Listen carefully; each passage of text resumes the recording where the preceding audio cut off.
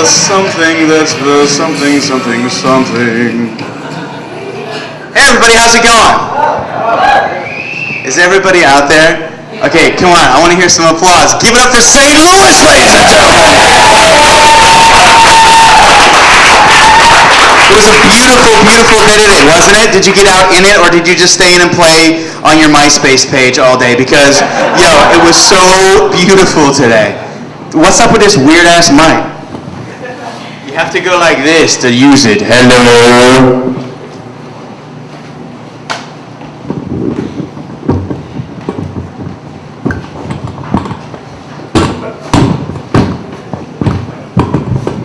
Okay, thank you. I'm from Austin, Texas, and thanks, Dad. I hate flying, but so far the trip's been worth it. We kicked some poetry in Lincoln, Nebraska yesterday. Yes, and drove all the way here this morning. I woke up at 7:30 this morning. Okay, so check. Here's my day on Friday. Okay, I went to work. I work at a call center.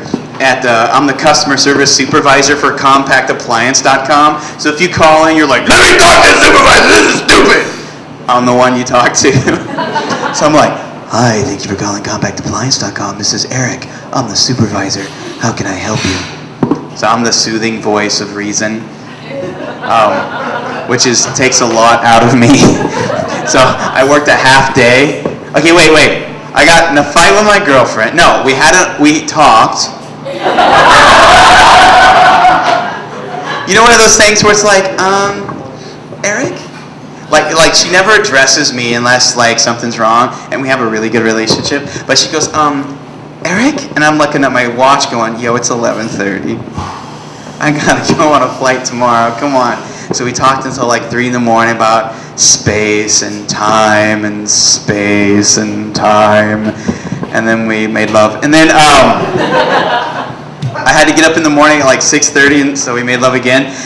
I'm digging the space, though. I'm digging the space that we're creating. And then I had to go to work and get yelled at all day until noon. And then I had a doctor's appointment because I've taken off too much time to do my gigs.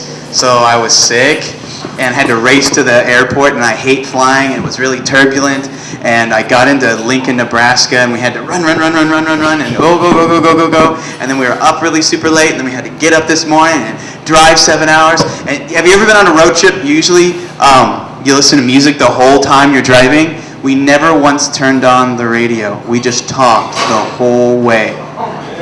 Dude, that was awesome. That's the way you do a road trip, you know what I'm saying? Where you it doesn't even occur to you to turn on the music because you're just digging on whatever. We talked about girls. He is so in love with his girlfriend. It's so silly. It's so cute! He sees all hard and stuff. He's all like, yeah, I'm out saving the world with Amnesty International. What? But I love my girlfriend. Is he so cute? So we were talking about girls and stuff. But that's not what I'm here to talk about today. Good night!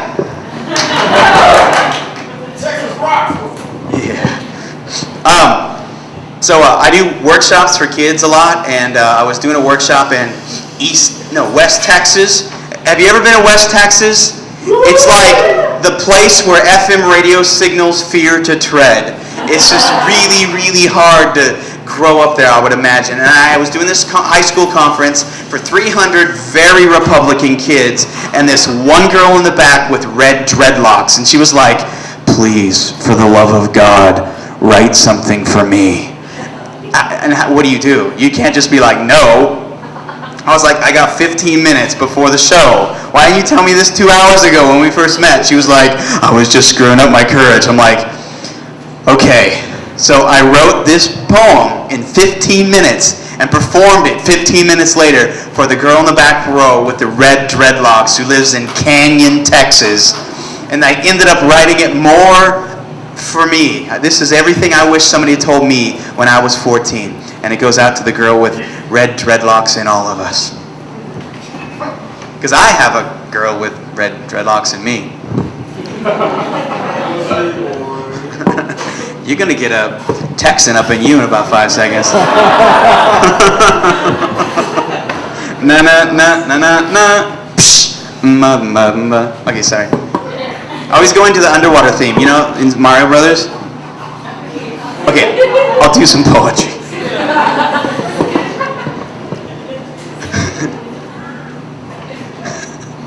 Yo, what's up with jerky? You know what I'm saying?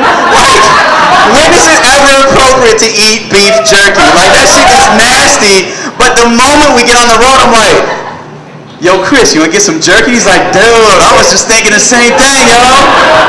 It's like the same thing with like pork rinds. Like, who the fuck goes like, what do you want to do with all this? I don't know, fry it and let's eat it. We can sell it at truck stops. I'm like, yo, Chris, let's get some like Mountain Dew and some pork rinds and some of these Slim Jims. He's like, dog. I was just thinking about that for some reason. It's like Bon Jovi is only appropriate on the road with a Mountain Dew in between your legs. Otherwise, don't listen to Bon Jovi.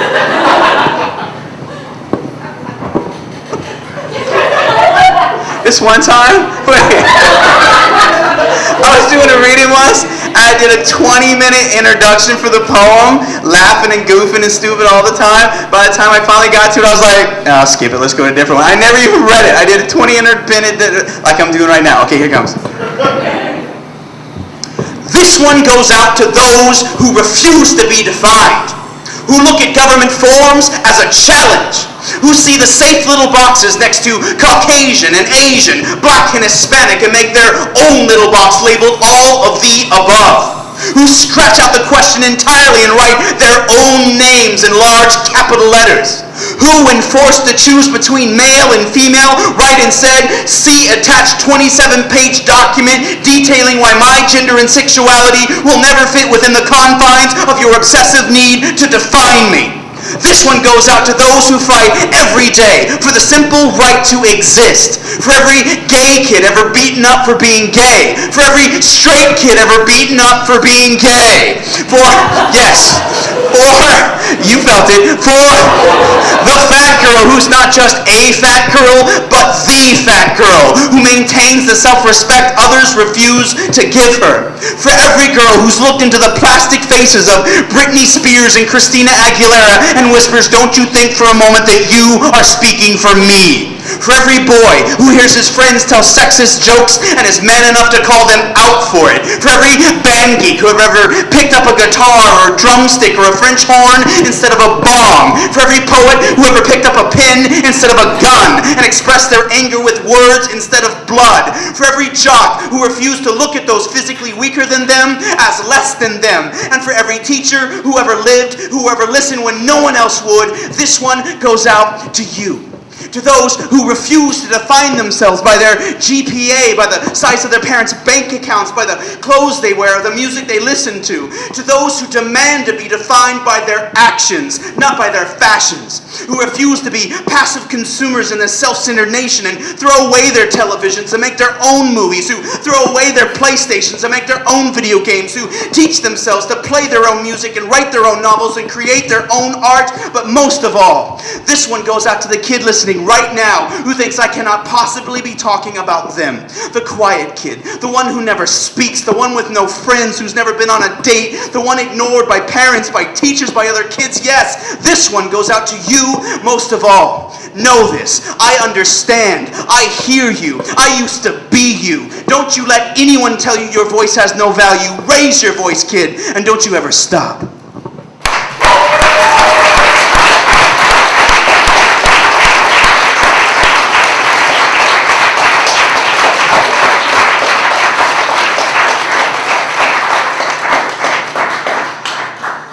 I want to thank Amnesty International for letting me come out here and rock this with you. You all check it out, amnesty.org on the internet. Check it out.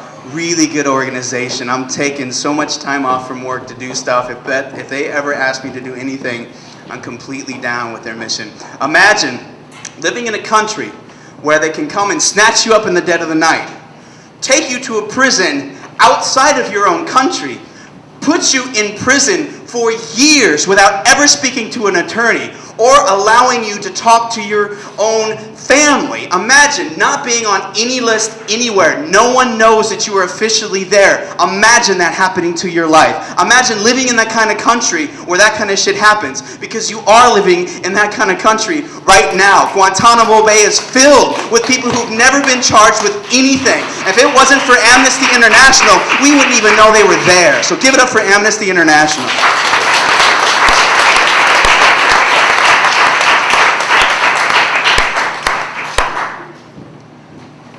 Wanted a weightlifter's body. Bulging biceps, more granite boulders than meat carved by steel and syringes. Useless, safer poses and intimidation. No, I always wanted a swimmer's body. Perfect poetry in motion. Liquid made flesh, hairless and streamlined. Muscles taut as drumheads pounding rhythms on the surface of the water in a syncopated symphony of grace and power and purpose. But alack, obviously I was graced with neither. No water has honed these thighs, no iron has etched these calves, for I have a poet's body. Hunchbacked and pot-bellied, skin not bronzed in oil, but pale and sallow from basking in the radiation of a computer screen in a darkened room. Body fueled not by steroids and energy bars, but by shots of old granddad whiskey at the 4 in the morning and coffee. Lots of coffee! Give me some fucking coffee and make it dark and black as the devil's asshole! You see, this body doesn't pump iron. It pumps irony into poem after... Oh, you knew it was coming. Don't act surprised. You would have been disappointed. Pumping irony into poem after poem. Slinging sweat on reams of bright white inkjet paper and sumo wrestling demons by candlelight. I've traded rock-hard abs for a rock-solid vocab. Toned trapeziuses for threadbare thesauruses, a mountainous gluteus maximus for a moth-eaten Moleskine notebook, and 20 reps at the Bowflex for the 20-volume set of the Oxford English Language Dictionary. Oh yes, 151 pounds of pure definition. Give me a smoky poetry slam and a dingy dive bar over cleaning and jerking in a cold shim any day. My fellow slam poets, we may not be muscle-bound freaks, but we are multisyllabic monsters, lifting the spirit of the masses with the strength of our conviction and pulling down crooked regimes with pen strokes. Our muscles propel our fingertips across keyboards at 86 truths per minute, and our eyes that flash in the direction of every sigh, and our hearts, the strongest muscle in the human body that weeps and moans and gnashes its teeth and fights and loves so hard, it nearly bursts from my chest when it rains.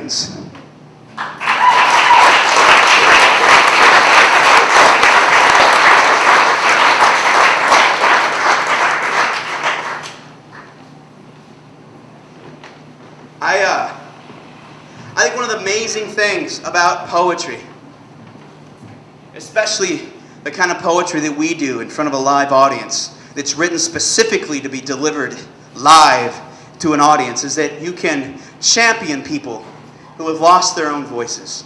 They don't have the courage to express their own pain, and sometimes they have to have some people do it for them. And that's one of the reasons why I like doing this. And this poem is for my people. Fuck you, I do have people. And you're one of them. So this one actually goes out to you, one of my people.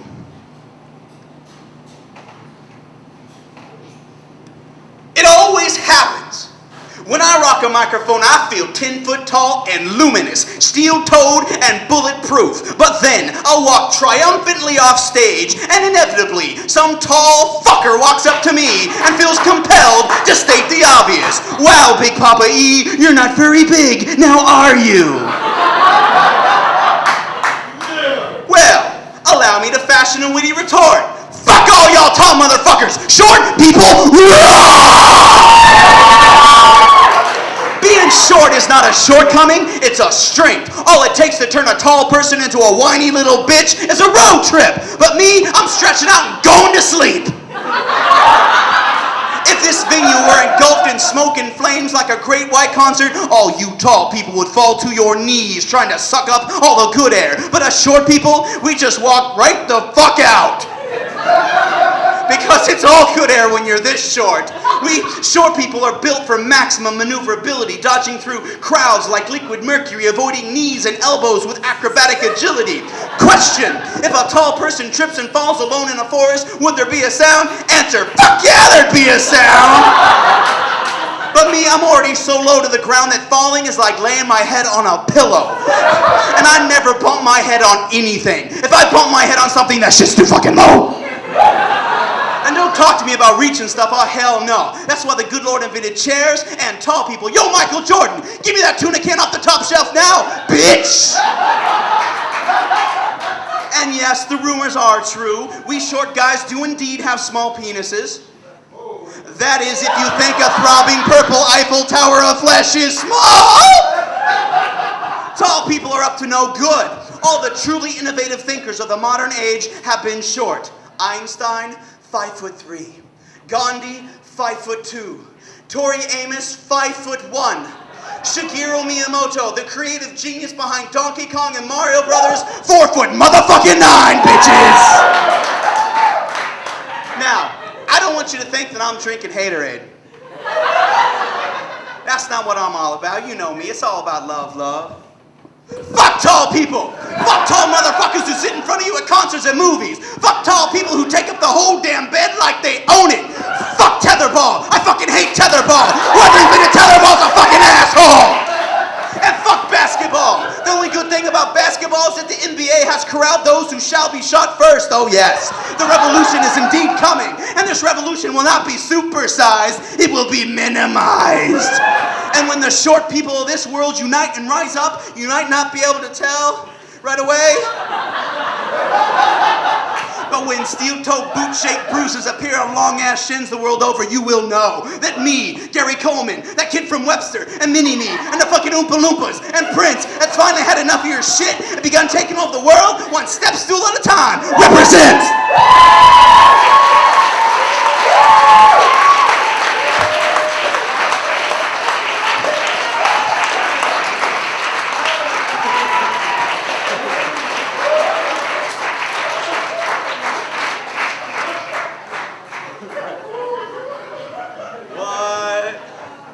Short people say, hey! Tall people say, nothing, just shut the fuck up. I'm gonna do 2 more pieces and we're gonna start this poetry slam up because y'all, there's some really good people up on this microphone, and then we're gonna give away prizes, and then I'm gonna come back and do another little very short set, and we'll do another round of poets. This is gonna be good. You see my t-shirt? Look at this fine t-shirt.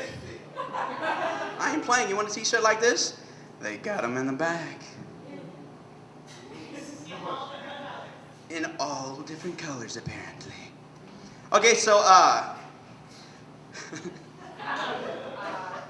dude, I'm being shameless. I don't give a damn. Shut up.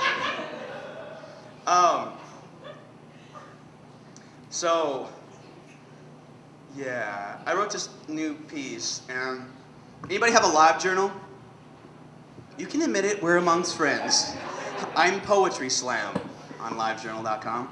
And, what's that? Thank you. Of your mama? Is that the way? Oh, yeah. So I'll get off your mama. There's a line of people waiting to get on. So, oh, I love you, man. It's all good. It's all good. Love your mama better. So, I wrote this on my live journal. I was just thinking about stuff, and it's about that. My name is Big Papa E. Obviously, that's not my given name, but it was given to me.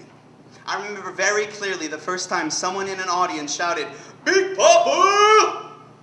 Everyone laughed, and I had no idea why.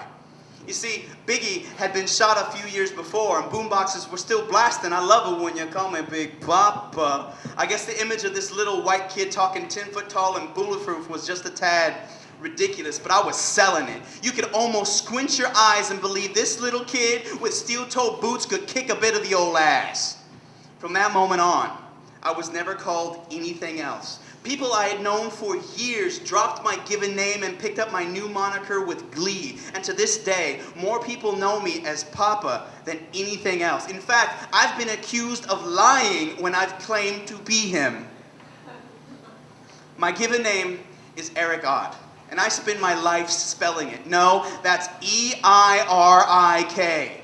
E-I. E-I. It looks like Iric. When I tell them my last name is O-T-T, they pause, look up at me as if to say, is that all? And I want to say, I stopped talking. But I don't. I just reiterate, yes, it's O-T-T. 3 letters, rhymes with Scott. Or pot, snot, twat, kumquat, paraquat, 16 shells from a 30-06, ot man. It's no wonder, really, that I have a sincere and lifelong affection for otters, having been identified with them since junior high. The only time I hear my first name is when I'm in a doctor's office or I've been pulled over by a cop. It's Richard. It's not a bad name, it's just not my name, it's my father's name. He's Richard Glee Ott, and he's never liked his middle name, which is very understandable. Glee? What the fuck is that? So he goes by Richard G. Ott, and I've never liked him, so I go by R. Eric Ott. On my birth certificate, my middle name is spelled E-R-I-C, and it remained that way until the end of my junior year in high school when I heard Leif Erikson and Eric the Red spelled their names in the Norwegian fashion. E-I-R-I-K. I was a dork. I played Dungeons and Dragons. That should say it all. It's been that way ever since. 22 years now, and my father still refuses to recognize the spelling. He says, my son's name is E-R-I-C. I don't know who this other guy is, but he's not my son. When my dad was a kid, his nickname was Dick. He hated it, but I find it rather appropriate. My girlfriend Zara calls me Habibi, Arabic for sweetie. She'll greet me sometimes with delight and say, Habibi, ana habek, which means sweetie, I love you. Sometimes she says, Habibi, atini busi, which means sweetie, give me a kiss. No one else gets to call me Habibi. I'm her Habibi. My dad used to call me Bud. My sister still calls me that over the phone. When I visited my family in Wichita last Thanksgiving, I heard my father call my sister's husband Bud. I wanted to stand tall in the middle of the crowded restaurant and shove my finger in his face and shout, that is not his name. That is my name. I am Bud. But I didn't. I just put more gravy on my cornbread stuffing and continued to eat in silence as my father laughed at something my sister's husband said. My grandma used to say, I don't care what you call me, just don't call me late for dinner. But I do care. I think we should discard the names of our parents and choose our own names at 5 years old. We live in a nation of adults named Spider-Man Jackson and Strawberry Shortcake Stedman, and that would forever remind us of who we were and who we are and the choices we made in between. Names are important. Names have power. Naming something gives you power over it, and choosing your own name snatches that power back. And I am loath to relinquish that power.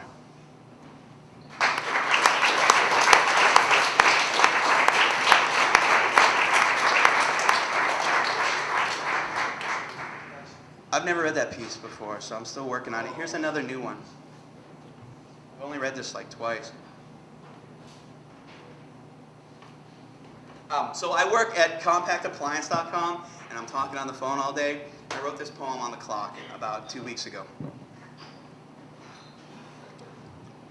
I'm on the phone with a customer, and he asked me to calculate the sales tax on an item. So I pull out my little calculator and multiply $185 by 1.0825, which yields the cost of the item plus the sales tax, $200.26. He says he must discuss this with his wife, so he puts me on hold. And I sit there, just me and the calculator. I press C to clear the display. Then I enter 2006 and subtract 1967, the year of my birth, and I get 39, the age I'll turn on my birthday, May 11th, 1 year shy of 40. I hit C. I enter 2006 and subtract 1985, the year I graduated from high school, and I get 21. I've never been to a high school reunion. I didn't like those people then, and I doubt I'd like them now. Still, I wonder, who got fat? Who got pretty? Who got rich? Who died? 21 years. My girlfriend is 21. I hit C. I enter 1967, then add 57, the age of my father's father when he died of lung cancer, and I get 2024. From that, I subtract 2006 and get 18. 18 years left to live should I die at the same age my grandfather did. 18 years. I hit C. I enter 39, my age, and I subtract 21, my girlfriend's age, and I get 18 years. I ponder whether my fear of death and the age of my girlfriend have any connection, as if dating someone so young somehow staves off thoughts of aging. I hit C. I hit C. I hit C. My cubicle neighbor stares at me. I stare back. I'm on hold. My father was 21 when I was born. He was on an aircraft carrier off the coast of Vietnam when a month-old letter delivered the news. I was nearly a year old before he held me in his hands. He turned 60 this October, 3 years older than his father was when he died. I see my parents once or twice a year, and every time I am surprised by how older they look. How much older they look. They've been married just 7 months longer than I've been alive. You do the math. My mom was only 17. My dad was 20. They've now been together twice as long as they were apart.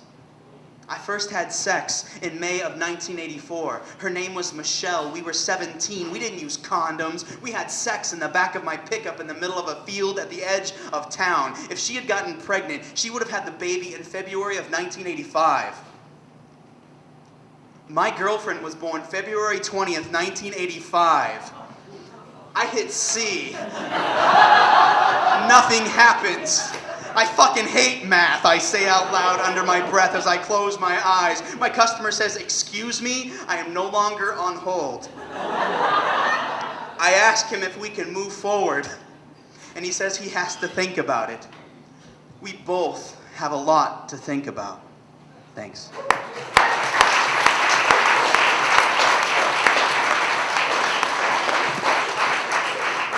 Okay, I'm going to do one quick plug. When we take a break between rounds, I would love for you to come over and peruse my CDs. I have a Greatest Hits CD, I have a Stuff That Came After the Greatest Hits CD, and I have a DVD of my last tour, which I put together myself, and it's really cool. And everything's $5, so I would appreciate it if you would help me out. I'm doing this just for the fun of it, and that's the only way I can get back the fact that I took half a day off. So please come and check it out if anything moves you. But first, ladies and gentlemen, stomp your feet. Give me a drum roll. Ladies and gentlemen, give it up for the Amnesty International St. Louis Slamming for Humanity Slam. Give it up! Now, let's practice. Let's practice here. Pretend you're in Barnes & Noble. Do the Barnes & Noble golf clap at the open mic. Do it. Do the lip. Look around you. This is not Barnes & Noble. This is a really kick-ass coffee house. And this happens to be St. Louis, Missouri, which is a pretty damn kick-ass town. And it was beautiful today, and the dogwoods are in bloom. When I say you fucking applaud, you fucking applaud. Ladies and gentlemen, give it up for the Amnesty International Slam.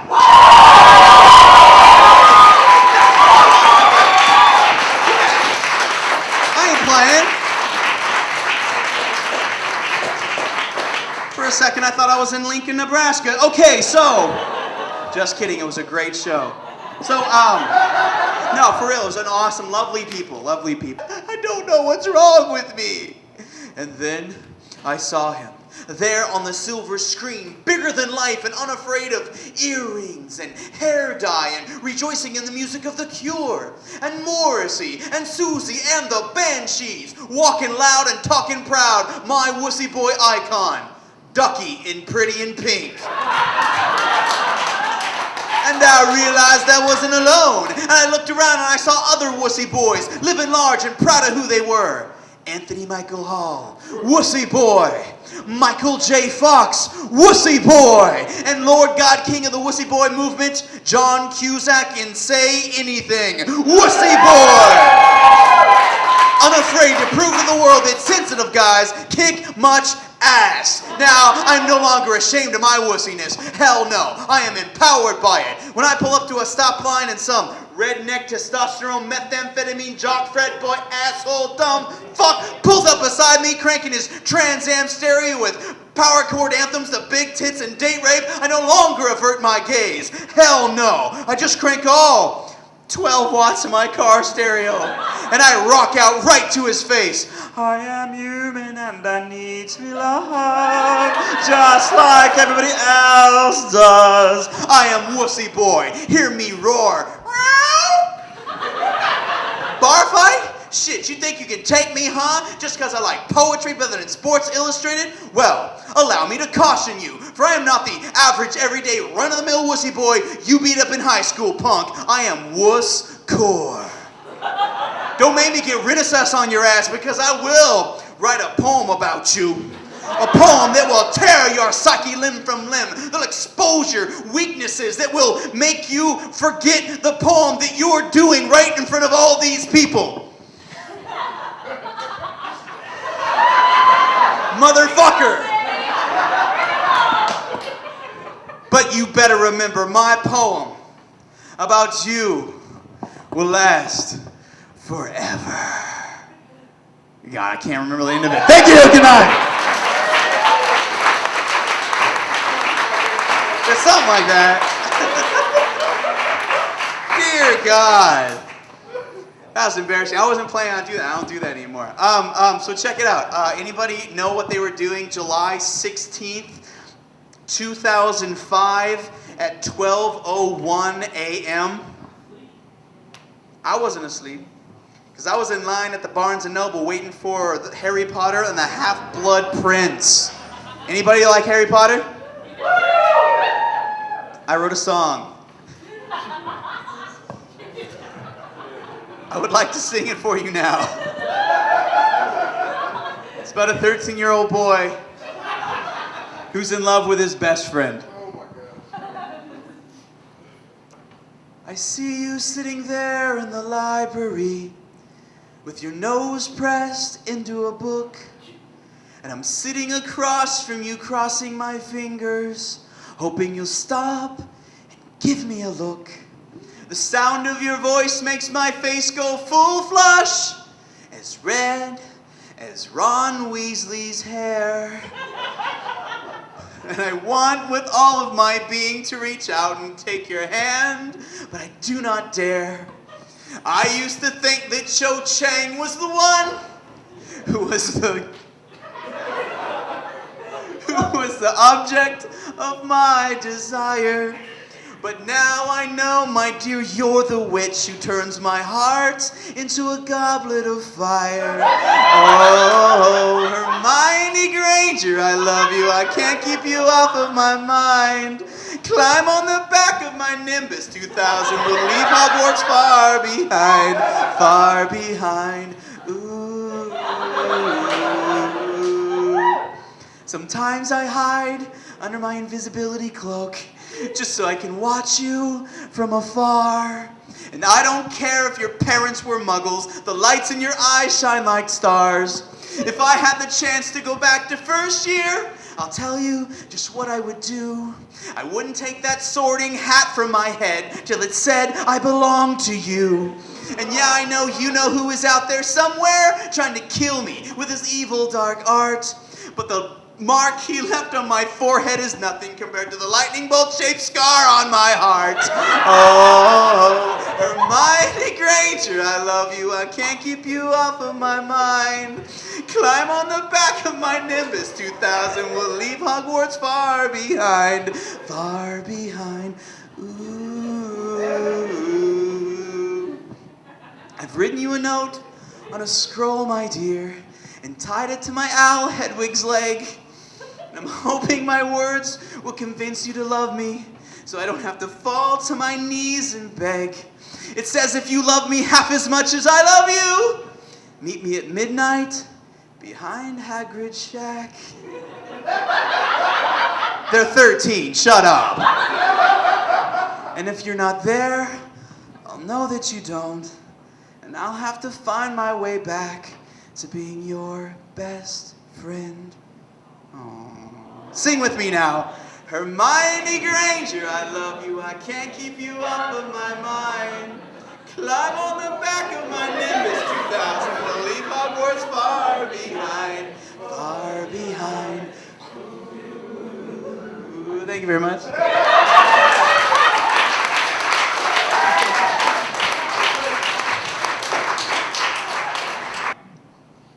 I did another reading at another high school, and I had a high school student email me and say, my email, by the way, is poetryslam@yahoo.com.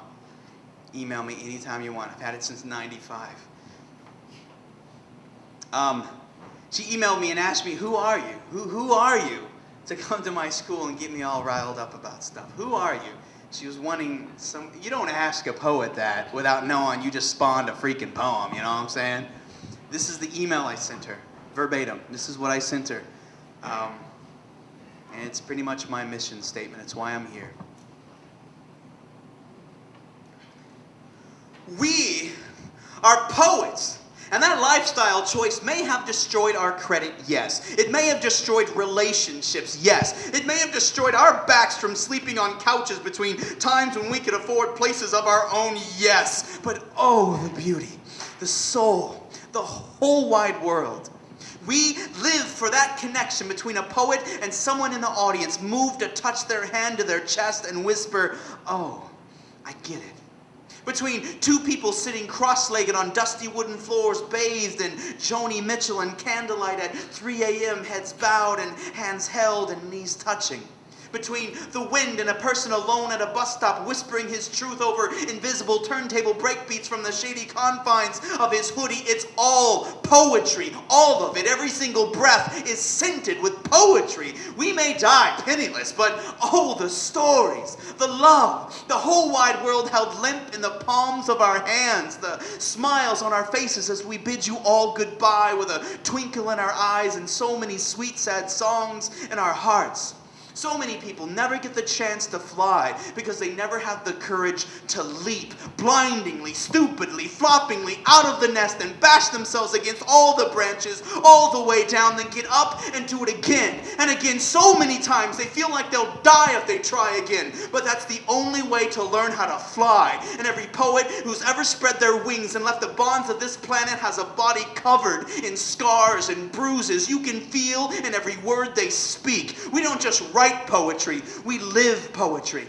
Warm noses on cold window panes leave haiku in frost. Blank paper across foreheads yield truth. We can cut our wrist on your lips and drip psalms on your tongue. We can't help it. We are poets. People chain themselves to desks and cage themselves in cubicles and trade their precious hours on this planet for scraps of paper and a gold watch at 65 and some fleeting notion of security. And we are the crazy ones wasting time with moonbeams and seashores. We are the irresponsible ones chasing fireflies and making love on rooftops in the rain. Fuck that! Poetry may be the rose-colored glasses through which we see the world, but we get to see everything. We see sunflowers tilting their heads toward the girl in the pale yellow dress. We see summer rain on window panes painting watercolor tears on sleeping faces. We cut ourselves shaving when we look in the mirror and see our Father staring back at us. We are not allowed to close our eyes. We do not have the right to remain silent. We are hopelessly, painfully, ravishingly, wonderfully, terribly, horribly in love with love and life itself, even when it hurts, even when we cry and beg for it all to end, even then, it's all so very beautiful and real and perfect that we carry sunshine in our chests. Our rib cages cast shadows on the blind slide out of our flesh. You can see ghosts dancing in our skin if you squint, and we can guide ships past rocky shores just by toeing the lips of the ocean and spreading our arms wide. Our goal in life is simple: to be wide-eyed and breathless at the wonders of the world around us, and dance naked in the summer rain, and laugh even when everything sucks, even when we embarrass ourselves live in front of audiences, even when broken shards of our hearts slip between our fingers and fall to the floor, because we may not always be happy, and we may not always be right, and we may not always be beautiful, but right here and right now we are all breathing the same breath, and we are young enough to be alive, and all the stoplights are so green they sprout tendrils that tickle the tops of passing buses, and the whole wide world is still so full of magic and possibility. It would be an insult not to drink deeply of it. That's what we do. We drink deeply of life in full-throated gulps. That's who we are. We are poets.